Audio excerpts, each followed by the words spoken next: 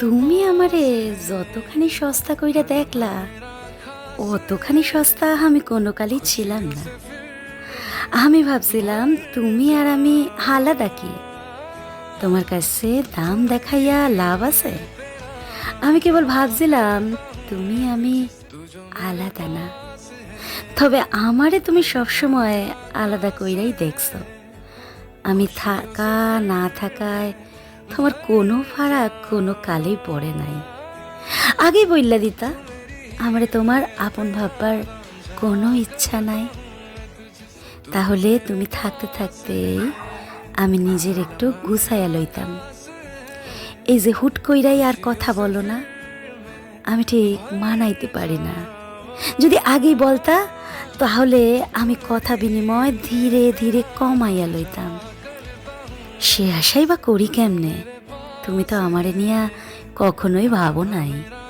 ভাবলে কি আর অতগুলি সুন্দর রাত আমারে উপহার দিতা? কেমনে যে এতগুলি রাত কাটাইলাম জানতেও পাইলাম না, কইলাও না সামনের দিনগুলি কেমনে একটু ভালো থাকুন যায় তোমারে সারা। তাও আমার তোমারে নিয়া কোনো অভিযোগ নাই।